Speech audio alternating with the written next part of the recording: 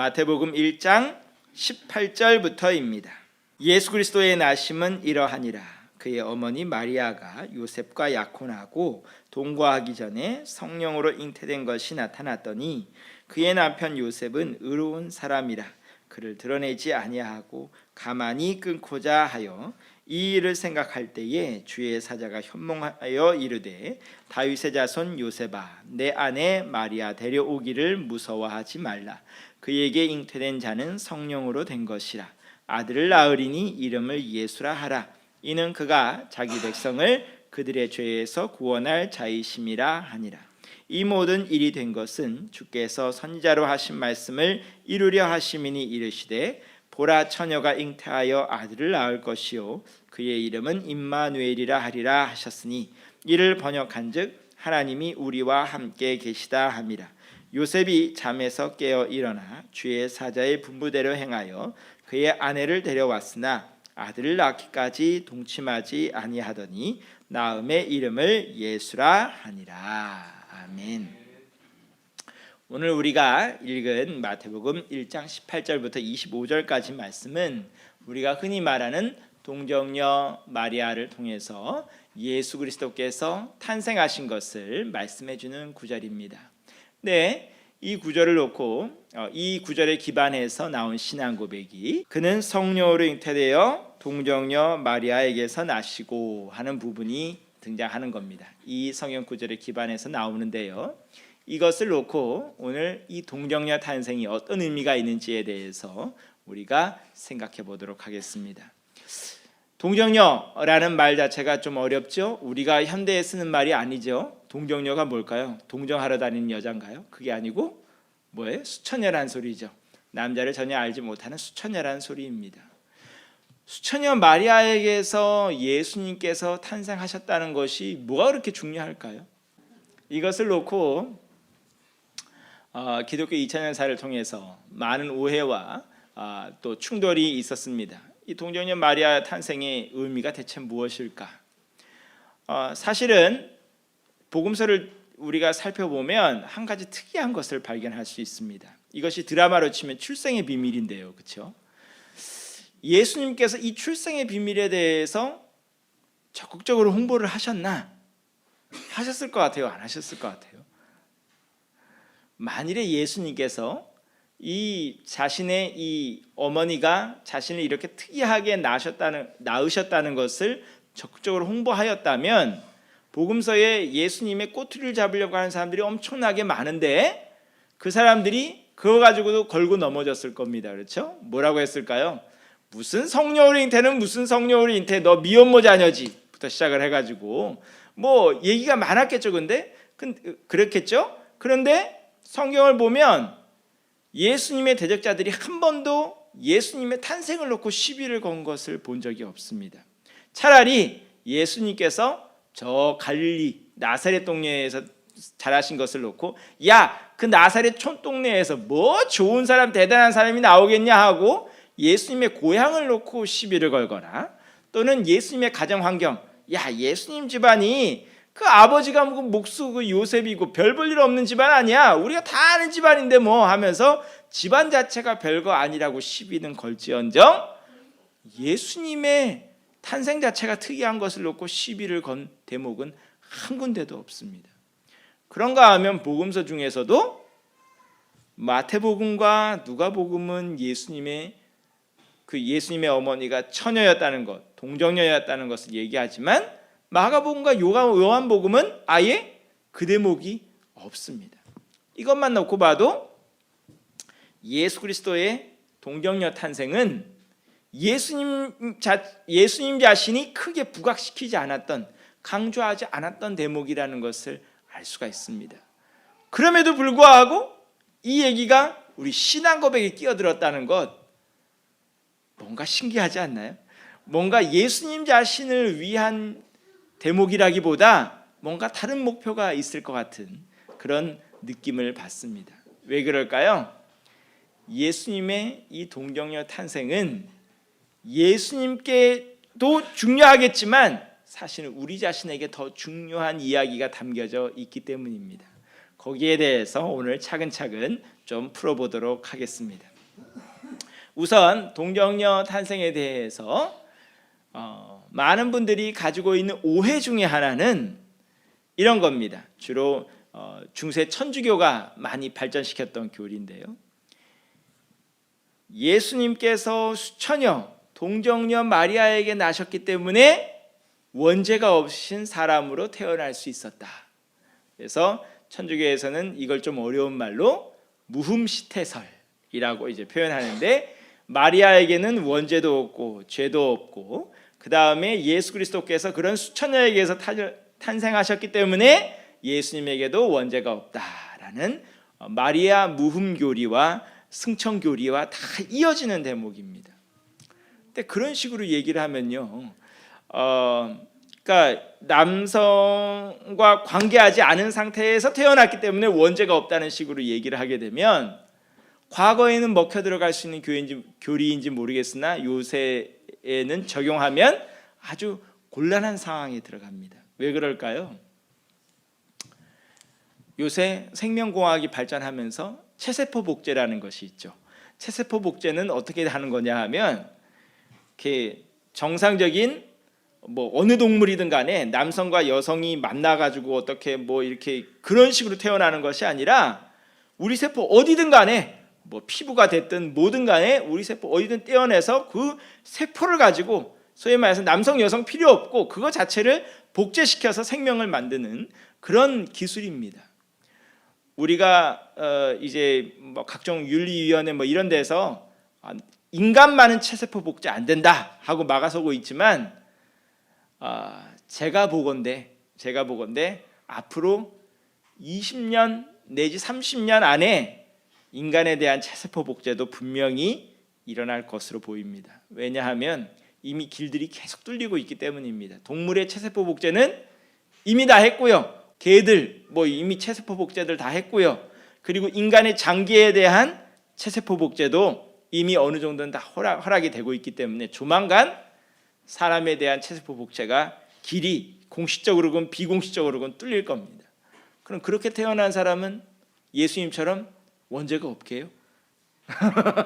원죄가 없게 되잖아요, 그렇죠? 그런 거는 절대 아닙니다. 무슨 남성이 무슨 죄입니까, 그렇죠? 그런 식으로 따지자 그러면 여자는 결혼 안 하고 살면 원죄 없이 살 수 있겠죠, 그렇죠? 그런 거 아닙니다. 그런 거 아닙니다. 동정녀라는 것 자체가, 수천녀라는 것 자체가 원죄하고 이어지는 얘기는 절대 아니고, 마리아 자체가 원죄가 없다는 얘기도 성경에 어디에도 기반을 두지 않은 이야기입니다. 마리아도 똑같이 다 죄가 있는 인간일 뿐입니다. 예수님의 죄 없다는 사실과 동정녀 탄생은 아무런 상관이 없다는 것, 여기서 일단 밝혀둡니다. 그러면 예수님께서 아버지가 없다, 인간적인 아버지가 없다는 것은 무엇을 강조하기 위한 얘기일까요? 바로 아버지가 누구라는 것? 하나님이라는 것. 계속 우리가 지난주에도 나오는 얘기지만 예수님께서 하나님의 아들이라는 것, 독특하신 유일하신 아들이라는 것 우리가 배우지 않았습니까? 하나님이 아버지라는 여지를 만드는 이야기입니다. 비록 인간으로서 이 땅에 오셔야 되기 때문에 마리아가 예수님의 육체적인 어머니가 될지언정 아버지의 자리만은 하나님께 남겨두는 이야기입니다. 만일에 요셉이 아버지로 나서면 얘기가 조금 복잡해지겠죠. 인간적인 아버지는 요셉이고, 그리고 영적인 아버지는 하나님 아버지고, 얘기 복잡해지겠죠. 복잡한 얘기 할 거 없이 하나님 아버지께서 예수님의 아버지시다, 진정한 아버지시다라는 얘기를 일단 하고 싶은 거고요. 그러면서 동시에 하고 싶은 얘기는 뭐냐? 요한복음 1장 얘기를 하고 싶은 겁니다. 자, 요한복음 1장을 보면요, 우리가 하나님의 자녀라고 했잖아요, 그렇죠? 하나님의 자녀 어떻게 될 수 있대요? 요한복음 1장을 보면 영접하는 자, 곧 그의 이름을 믿는 자들에게는 하나님의 자녀가 되는 권세를 주셨으니 이는 혈통으로나 육정으로나 사람의 뜻으로 나지 아니하고 오직 하나님께로부터 난 자들이니라. 여기서 발견하는 것, 첫째, 하나님의 자녀가 되려면 뭐 해야 된대요? 누굴 영접해야 될까요? 예수님 영접하는 겁니다. 예수님 믿어야 하나님의 자녀가 될 수 있다라는 얘기를 하는데, 13절에서는 굉장히 특이한 얘기를 하죠. 하나님의 자녀가 되는 것은 혈통으로나 육정으로나 사람의 뜻으로 나지 아니하고, 이 얘기는 간단하게 바꾸면 뭐예요? 생물학적으로 나지 아니하고, 엄마 아빠가 결혼해서 내가 낳은 것처럼 그렇게 낳지 않고, 어떻게 나는 거래요? 하나님께로부터 난 자들이니라. 뭐하고 비슷해요? 예수님 탄생하고 비슷한 거죠. 성령으로 잉태됐다는 말, 비록 그렇게 나신 분은 예수님 한 분밖에 없지만 우리가 영적으로 하나님의 자녀들도 그런 모양을 본받아 다시 거듭나야 된다는 얘기를 하고 있는 겁니다. 요한복음 3장을 보게 되면 니고데모라는 사람이 밤에 예수님을 찾아오죠. 예수님 찾아와서 뭐라 그래요? 선생님, 랍비요, 내가 보니까 선생님은 하나님께로부터 온 거 분명합니다. 하나님께서 보내신 선생님 맞습니다 라고 하면서 예수님이 행하시는 기적과 표적을 보니까 정말 하나님의 사람인 것 같습니다. 그랬더니 예수님께서 그래 잘 봤다 라고 얘기를 하신 것이 아니라 뜬금없이 하신 얘기가 3장 3절 얘기입니다. 예수께서 대답하여 이르시되 진실로 진실로 내게 이르노니 사람이 거듭나지 아니하면 하나님의 나라를 볼 수 없느니라. 사람이 또 한 번 다시 나야, 그래야 하나님의 나라를 볼 수 있다고 얘기를 합니다. 그랬더니 니고데모가 얘기를 하죠. 두 번 태어나야 된다고요? 그 농담 반 진담 반 뭐라 그래요? 내가 엄마 뱃속에 어떻게 다시 들어가요? 그랬더니 예수님께서 하시는 말씀이 5절 말씀입니다. 3장 5절 말씀. 예수께서 대답하시되 진실로 진실로 내게 이르노니 사람이 물과 성령으로 나지 아니하면 하나님의 나라에 들어갈 수 없느니라. 여기서 나오는 물을 놓고 많은 학자들은 여러 가지로 해석하는데 그 중에 하나는 어머님 양수를 얘기합니다. 즉 사람이 육체적으로도 한번 나야 되지만 또 뭐 해야 된다고요? 성령으로 나야 되는 거다. 성령을 통해서 새 생명을 한번 얻어야 되는 거다. 지금 뭐하고 비슷한 거예요? 예수님 탄생 얘기하고 비슷한 거예요. 예수님께서 동정녀 마리아에게 나셨다는 얘기는 예수님 자신에게도 물론 중요한 얘기지만 예수님의 어떤 영적인 신적인 기원을 얘기하는 중요한 얘기지만 사실은 그 얘기는 우리에게 더 중요한 얘기예요. 우리도 그렇게 돼야 되거든. 그렇게 돼야만 하나님의 나라를 볼 수 있고 하나님의 자녀가 될 수 있고 하나님의 혈통을 이어받은 하나님의 나라를 유업으로 받을 상속자가 될 수 있기 때문입니다. 우리 모두는 따라해 볼까요? 2번 낳아야 됩니다. 여러분들이 2번 낳지 아니하면 어떤 사태가 생기느냐? 요한복음에서 계속 얘기하는 건 뭐냐 하면 우리가 호흡하고 있다고 살아있는 게 아니라고 합니다. 어떻게 해야 돼야 살아있는 거예요? 성령을 통해서 다시 나야 살아있다라고 얘기를 합니다. 우리가 이 자리에 다 숨쉬고 이 자리에 앉아있지만 여기 시체는 한 분도 없죠. 여기 좀비 앉아있는 분 없죠, 그렇죠? 멀쩡하게 숨쉬고 살아있지만 다 살아있는 게 아니고 성령으로 다시 나지 아니하면 사는 게 아니라고 얘기하는 겁니다.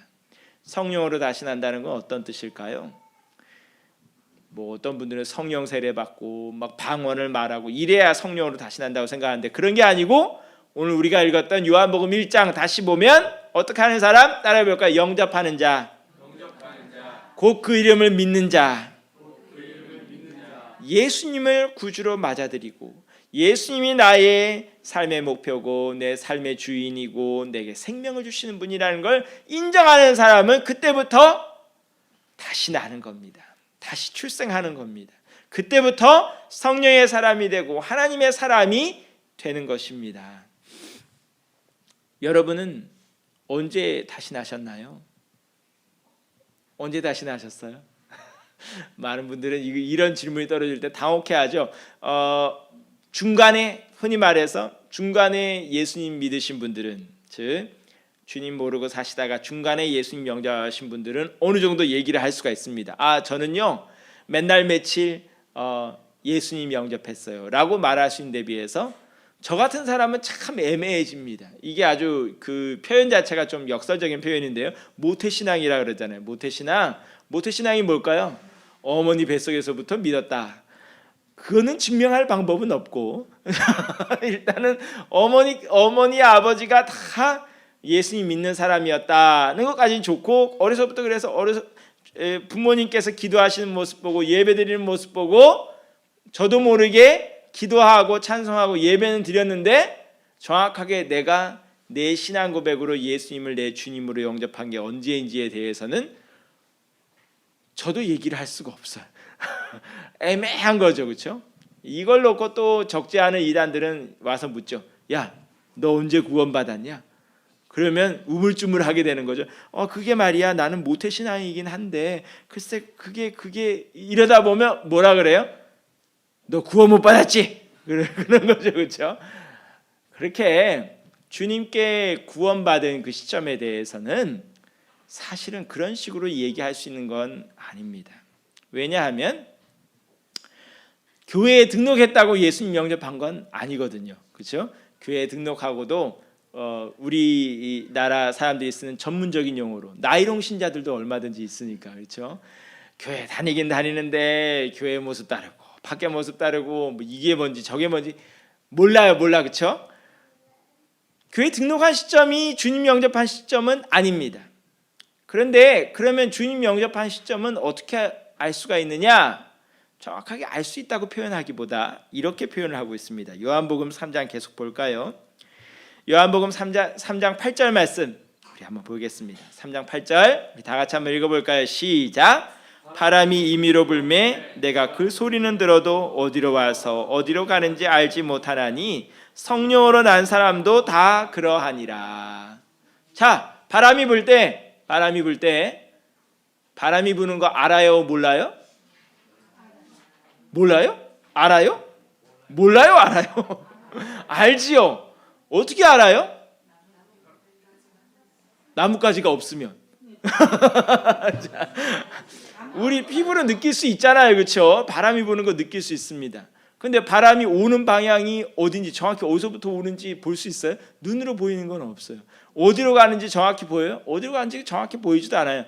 내 몸에 닿았을 때 방향은 느낄 수 있지만 그것이 실제로 어디서부터 시작돼서 어디로 가는지 나뭇잎이라도 있으면 그나마 보이는 것이라도 있지만 그런 거 없으면 볼 방법이 없습니다. 성령으로 난 사람도 그렇대요. 성령으로 난 사람이 그렇다는 건 어떻게 얘기가 될까요? 너 언제 구원받았어? 이런 거 정확하게 얘기하기 힘듭니다. 그렇지만 뭔 알아요? 난 구원받았다는 건 알아요. 근거가 뭔데요? 내가 예수님 믿고 있으니까, 예수님 영접하고 있으니까. 이단들이 와서 야, 너 언제 구원받았어? 그러면 글쎄 모르겠는데. 너 구원 못 받았지? 그러면 구원받았는데. 어떻게 알아? 내가 예수님 믿으니까. 그것밖에 더 이상 얘기할 수 있는 게 없어요. 성령으로 난 사람이 밖으로 내놓을 수 있는 증거는 없어요. 하지만 뭐는 알아요? 내가 구원받았다는 건 알아요. 뭐 때문에? 내가 예수님 믿고 있으니까. 예수님이 내 구주라는 걸 믿고 영접했으니까. 이단들이 자꾸 요구하는 건 증거인데요, 사실은 우리가 내놓을 수 있는 증거는 그렇게 많지 않아요. 하다못해 예수님도 바리새인들이 와서 자꾸 묻죠. 야, 네가 하나님의 아들이라는 거, 구세주라는 거 증거대봐 하고 하니까 기껏 내놓으시는 증거가 뭐예요? 요나의 증거. 요나의 증거가 뭔데요? 물고기 뱃속에서 3일 동안 있다 나왔대요. 인자도 그렇게 될 거래요. 바리새인들 입장에서는 그게 증거예요, 아니에요?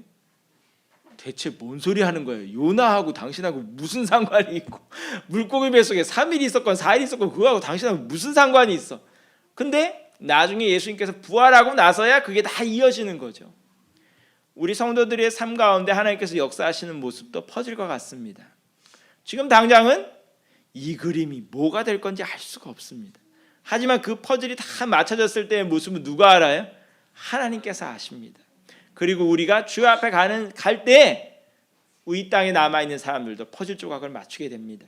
아, 이분이 별거 아닌 분 같은데 삶의 조각들을 다 맞춰보니까 이분이 하나님 앞에 이렇게 쓰임받은 분이구나.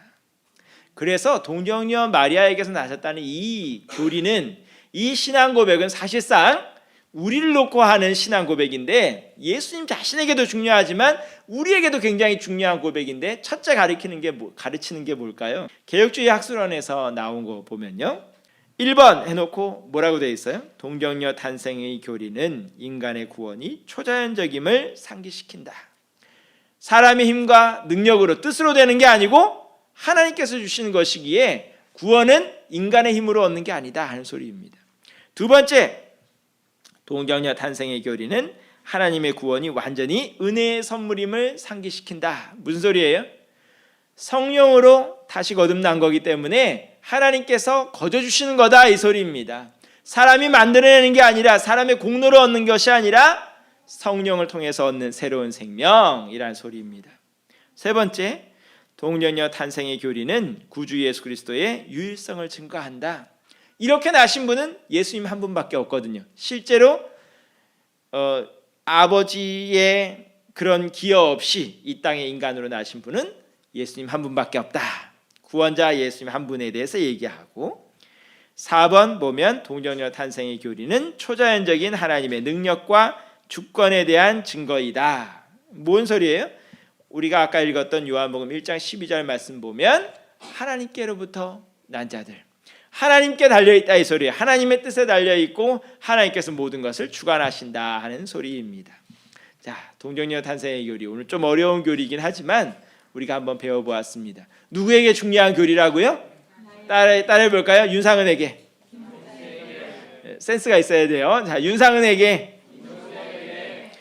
윤상은도 따라해볼까요? 윤상은도 성령으로 다시 나야 하나님의 자녀가 된다. 여러분들 모두가 거듭날 수 있기를 원합니다.